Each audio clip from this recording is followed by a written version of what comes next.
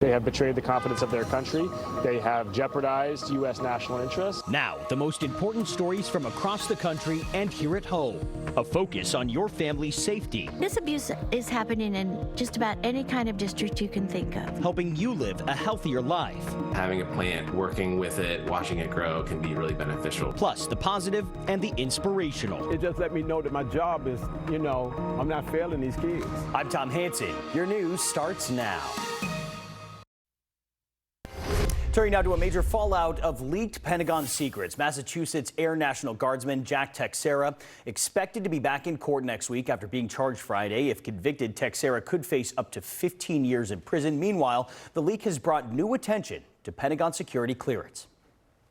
The 21-year-old Air National Guardsman, suspected of a major U.S. intelligence leak, remains behind bars with a detention hearing set for Wednesday. Jack Texera faced a judge in Boston for the first time Friday. He was charged with 2 counts under the Espionage Act for allegedly taking and transmitting classified documents. I've instructed the department to make sure that they get to the root of why he had access in the first place, number one, and number two, to focus extensively on the extent to which it all occurred. And that's going on right now. Texera's arrest by heavily armed federal agents outside his mother's home Thursday followed a security breach that exposed U.S. assessments on Russia's war in Ukraine and other tightly held secrets. This is not just about taking home documents. That is, of course, itself illegal, but this is about the transmission, both the unlawful retention and the transmission of the documents. Federal prosecutors said in a court filing that Texera's work involved supporting cyber defense operations, raising questions about his access to highly classified information. I cannot think of a compelling reason, and I assume Secretary Austin and Chairman of the Joint Chiefs Milley are probably asking those same questions. Authorities say Texera posted the materials in a private chat on Discord, a social media site popular with gamers. The documents were apparently there for months and circulated online before investigators discovered the leak. A story we'll, of course, be following over the coming days. Now to a major battle over abortion rights. The nation's highest court weighing into the fight over the abortion pill, mifepristone. Justice Samuel Alito put a temporary pause on any changes to the way the drug is currently administered. The move is meant to help give more time to the court to make a decision, but the order is only until 11:59 p.m. on Wednesday night. President Joe Biden calling the proposal to overrule the FDA outrageous. I think it's out of their vein, but we'll see what happens. We'll see. If the full court doesn't choose to act, doctors will be instructed to only prescribe the pill up to 7 weeks of pregnancy instead of the 10 weeks right now. In Montana, the state is one step closer to becoming the first in the nation to completely ban the social media app TikTok. Lawmakers voted to send the bill to the governor's desk. The bill would ban TikTok from operating within state lines and ban app stores from offering downloads. The bill does not penalize individuals for using TikTok, but app stores could face penalties up to $10,000 per day. If the governor signs the bill, the ban would go into effect in January. Equal work for equal pay. The Rutgers University faculty strike came to an end today after an agreement was laid out by the university and union representatives. The contract is not finalized, but it will emphasize improvements to pay, benefits, and work conditions. Classes will resume on Monday. And moving to Indiana now, where officials met today to discuss when it'll be safe for residents to return following a massive fire at a plastics recycling plant. Residents have been under an evacuation order since the fire started Tuesday. By Thursday, the fire was reduced to hotspots and flare-ups. Officials will now review air and water samples to determine where any contaminants are and their level of danger. The cause of the fire is still unknown. All right, next on Now, a new storm system is bringing in more rain and severe weather. We'll tell you where it's headed. That's next. That's the worst thing I never see here in my life. I've been here since 1969, and I never see that. To historic flooding in Fort Lauderdale, Florida now. Residents working to get back to normal after several days of chaotic flooding and widespread damage. More than 2 feet of rain fell over a 24-hour period this week. Nearly 500 people had to be rescued and about 600 people were staying in emergency shelters after the storm, but most have now been reunited with family and are staying elsewhere. And now eyes are on another storm system. Millions are under risk of severe weather tonight from the Midwest all the way to the southeast. And let's bring in meteorologist Michael Ottavino. So, Michael, What can people expect? Well, Tom, we're not seeing that flooding into tonight, but we will be expecting, again, strong to severe storms across the Mississippi Valley, all the way into the southern Great Lakes. So again, we have this area of low pressure again into the Midwest associated cold front. This will continue to make its way eastward as we look ahead into tonight as well as to tomorrow. So notice we have this cold front that will increase the threat for severe weather into portions of the Mississippi Valley. Again, Arkansas, West Tennessee, all the way up into the southern Great Lakes as it pushes into the east again. And then tomorrow we'll see another round of severe weather possible. For tomorrow, again, not really expecting any tornadoes, but damaging winds a big threat. We could see again hail as well as the threat for a few tornadoes and damaging winds into tonight. This cold front continues to push out to the east as we look ahead throughout the day on Sunday, again bringing a pretty wet start to your morning and wet start to your day into Atlanta. And we'll continue to see this system push out to the east. And then as we look ahead into Monday morning, again, notice into the Great Lakes, Minnesota, as well as into Wisconsin, seeing some snow to begin the day. So again, we will be seeing widespread impacts from the system over the coming days. So here's that severe weather risk again into tonight. Again, a level 2 risk for portions of Louisiana, again, as well as into the Mississippi area. And then once we look ahead into tomorrow, we will see a level 1 risk for portions of Cincinnati as well as into Pennsylvania, western New York. And again, we'll see the severe weather threat again continue, Tom, for tonight as well as into tomorrow. Yeah, snow as we head into the back half of April. Michael, thank you. And coming up, a new documentary uncovers a culture of abuse in American public schools. This abuse is happening in just about any kind of district you can think of. We take a closer look at the problem of teacher to student sexual abuse in just a few. To the breakdown now. April is National Child Abuse Awareness Month, and this week we spoke with CBS News correspondent Meg Oliver about Pledge of Silence, a mini documentary detailing her investigation into a nationwide problem of teacher to student sex abuse, an issue that's been going on for decades. A CBS Reports investigation has found evidence of cover-ups and systemic failures in oversight that enabled a culture of abuse to persist at public schools across America.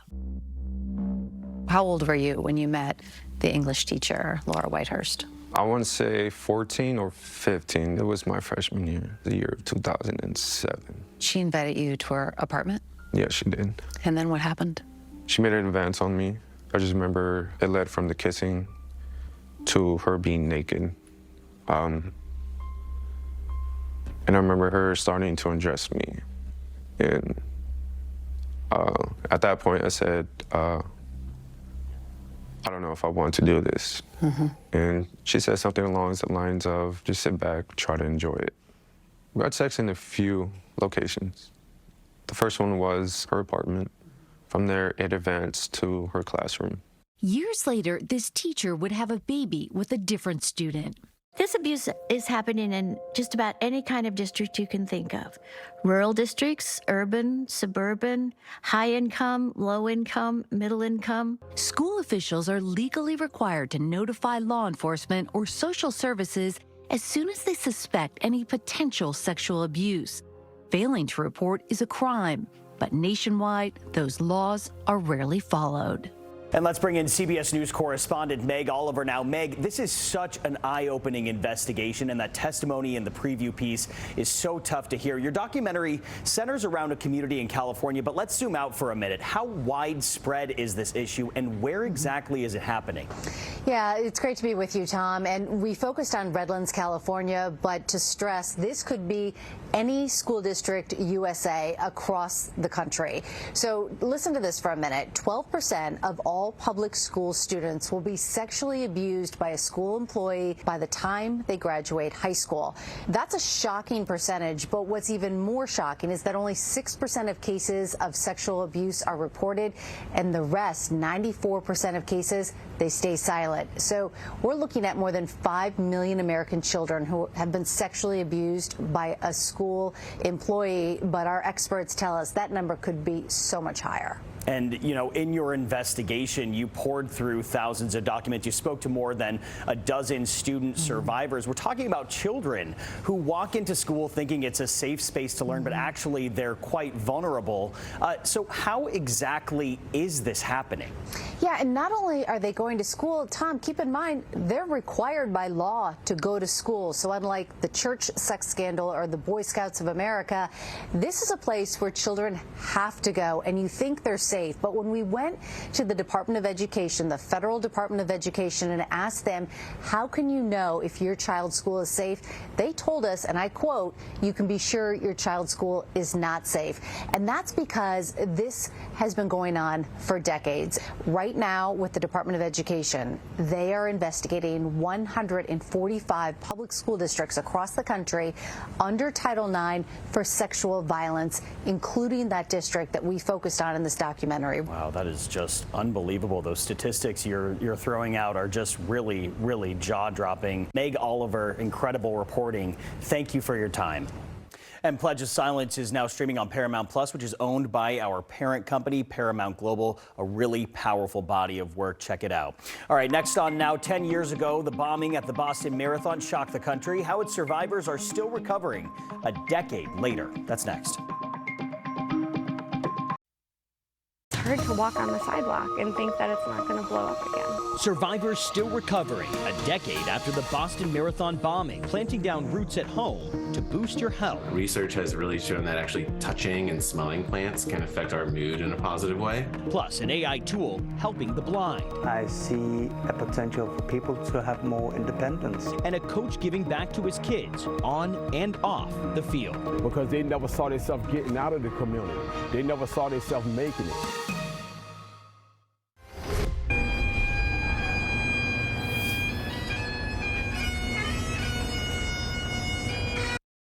A somber scene there. People in Boston honoring the victims killed in the Boston Marathon bombing. Today marks 10 years since two radicalized brothers launched a terror attack at the finish line of the race. The bombing killed 3 people and injured hundreds more. And for the survivors, today is a time to reflect on their 10-year journey to recovery. Megan Zippin heard the first explosion as her foot hit the finish line. When the second one happened, that's when my brain kind of dropped into this space of, like, this is not normal. Her first thought was for 2 friends at the Boston Marathon to cheer her on. Both suffered life-threatening injury. Oh my God, the girls. I knew they were in the sidewalk. I knew they were in the smoke, but I couldn't see them. For the first couple years, it really was a lot of guilt that they were there for me. Along with the guilt came panic attacks, anxiety, and flashbacks. When the sidewalk blows up that you're walking on, it's hard to walk on the sidewalk and think that it's not going to blow up again. That day, Richard Serino was on the job. As Boston's former EMS chief, he helped design the widely praised emergency response and shares the lessons learned. The most important lessons are to take care of the survivors with their mental health, to make sure first responders are taking care of the EMTs, the paramedics. Certainly, it felt like it tore a part of the city away, but the way people have come back and helped heal the city, I think the city is stronger. And Zippin has gotten stronger, managing her PTSD through therapy and yoga and writing a book of poetry, but mostly through her 3 young boys. One day I will tell them that they are the magic that helps, like, turn their mama around. She says the trauma will always be part of her, but that she's learned to experience joy in ways she never imagined. And today is also the 76th anniversary of Jackie Robinson breaking the color barrier in Major League Baseball. MLB's first African-American player took the field for the Brooklyn Dodgers on April 15, 1947. The league retired his number 42 in 1997, which led to Jackie Robinson Day in 2004. On that day, as they did today, at every Major League game, every player, manager, and coach wears Robinson's number 42 as a tribute to his remarkable achievement. And those are some of the top stories from around the country tonight. Now, some of the moments that matter most in your community and your neighborhood. All right, the Biden administration wants to hear from you about how to regulate artificial intelligence. The Commerce Department says it plans to issue a report advising the White House and other policymakers on the best approaches for keeping AI tools accountable. They say that means ensuring AI products are legal, effective, ethical, safe, and otherwise trustworthy. The deadline for public input is June 10th. And this comes amid the explosion in the popularity of ChatGPT. The AI technology is being used for everything from writing songs and poems to homework and even resignation letters. And a Danish company is now using it to help the blind. Karen Borda has that story. Exploring the unknown can be overwhelming if you're blind. But for Jasper Holton, a new powerful tool is giving him greater freedom. Virtual volunteer. This is a picture of a can of John West sardines. The label is green and yellow and there is a wrinkle on the top of the can. Danish phone app Be My Eyes uses ChatGPT, an artificial intelligence chatbot, to analyze an image and tell him what it is. It tends to be in daily situations like when I'm cooking food and want to have a look at tents. Sometimes the simplest things can be difficult. The app currently connects the blind with one of millions of sighted volunteers to understand a picture. I think there are a lot of use cases where, you may feel like you're burdening someone. Be my guide. But now the phone sends photos to ChatGPT's image-to-text generator. I see a potential for people to have more independence. For some people, it can even be difficult to ask other people for help. The app's founder believes AI's potential is endless. I have really had a hard time sleeping since this because I think there is so many possibilities where this could go. Be my eyes. And those possibilities excite Jesper. If AI technology can help me gaining or regaining that level of confidence, that would really be something. Gaining confidence and a new AI sense of independence. Karen Borda, NOW News. Karen, thank you for that. And next on Now, going greener indoors. Having a plant, working with it, watching it grow can be really beneficial. How bringing nature inside can help you be healthier and happier, I should say. Plus, the tax deadline is right around the corner. We'll tell you what you can do if you need a little extra time. That's in just a few. Over to your health now. They're often used to decorate homes, but bringing nature inside may also help your health, both mentally and physically. And Mandy Gaither has more on the potential benefits of planting down some roots at home. They can make a house feel like a home or a small space seem bigger, but going greener indoors may also help you be healthier and happier. Having a plant, working with it, watching it grow can be really beneficial. Over the years, multiple studies have looked at the benefits of houseplants. Bringing a little bit of nature inside may give a big boost to your mental health. Not just seeing plants that can help reduce stress and improve focus. Research has really shown that actually touching and smelling plants can affect our mood in a positive way. Dr. Matthew Flanagan with Ohio State's Wexner Medical Center says plants may also be good for your body. With decreased stress hormones, your vasoconstrictors, they come slowly undone, and it really can actually lower blood pressure and make you feel and physically be more healthy. In the past decade, multiple houseplants have been lauded as air cleaners, including several varieties of palms, rubber plants, dracaena, English ivy, ficus, Boston ferns, and peace lilies. Whether it's indoors or outdoors, interacting with nature is definitely really good for you. Mandy Gaither reporting there. Mandy, thank you. And one 2011 study said that air purifiers and filtration systems meant to make the air inside homes cleaner don't remove all the pollutants in the air. Researchers suggest plants could be used alongside purifiers to help clear the air. And there's a lot of optimism right now for better detection of Parkinson's disease. A study shows a new test is 88% effective in detecting the disease. Right now, there are no approved tests for Parkinson's. Physicians can only diagnose the disease by observing symptoms. But by then, the disease has already progressed considerably. And the hope is if it can be diagnosed sooner, researchers will be able to develop new therapies that might be able to fight it better.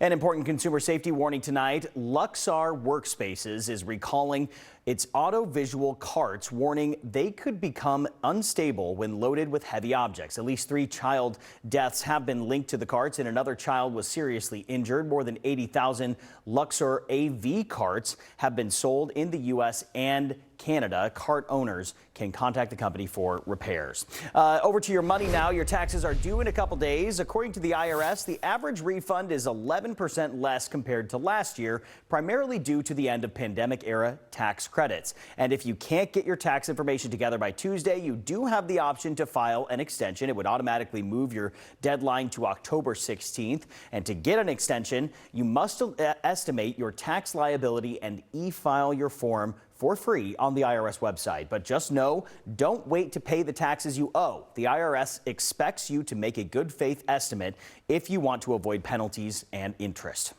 A lot of people think it's an extension of the tax due. Your tax due is still due on April 18th this year, but the extension is just a time to file your tax return. So you really still have to do a lot of the upfront work to figure out if you have a tax liability, because that will still be due by 4/18. And you have until the last day of the tax filing season, which is April 18th, to fill out and submit the tax extension form. All right, moving now to U.S. consumers. They're starting to feel credit is getting more difficult to access, according to a new survey from the Federal Reserve. The Federal Reserve Bank of New York began conducting its survey of consumer expectations in 2013. The number of respondents who said it's harder to obtain credit than 1 year ago climbed to the highest level in the survey's history. The price of putting food on the table is finally going down. According to the Bureau of Labor Statistics, grocery prices fell in March. It's the first decline since September 2020. Data shows indices for foods like fish, eggs, and poultry dropped about 1.5% last month. However, bakery items and cereals did get more expensive, and while the decline is good news, prices are still higher compared to a year ago. All right, next on Now, a football coach on a new mission. That's a lot for one guy to do for so many kids. Yeah, I love it though.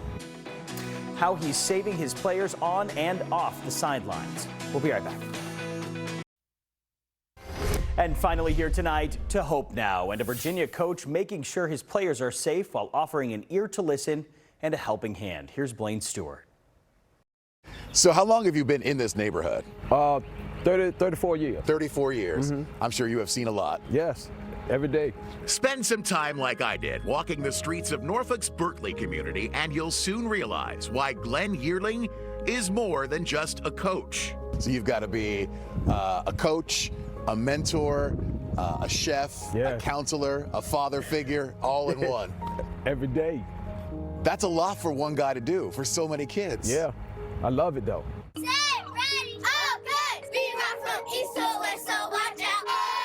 Yearling founded the Berkeley Timberwolves Football and Cheer Club in 2004, volunteering his time on the sidelines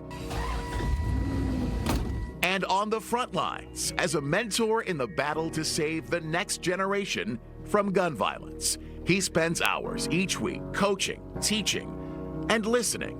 Some of them are hungry. Some of them are scared. Some of them, you know, they just torn. They lost between the streets and trying to do positive things. All from the front seat of this van, picking up kids from school, shuttling them off to practice, and getting them home safely in a community where that is not always a given. Is our locker room, is our lunch room, is our dinner table, is our conference room. This van is everything. This van has also seen better days. If you look at the ceiling, I got tacks holding up the top, no AC, the back falling down, the seats tore up, transmission going. Yes, it's been through the war. And through the war, Coach Glenn never lets off the gas, though as hard as he tries to help as many as he can stay off the streets, at the funeral services of his former players, the ones he's lost to gun violence, the grim reality sets in. That's the hardest thing of it all. Seeing a parent that's just crying, you can't do nothing about it. The pain that they feel, the pain that you feel, both of y'all trying to console each other, man, it's rough.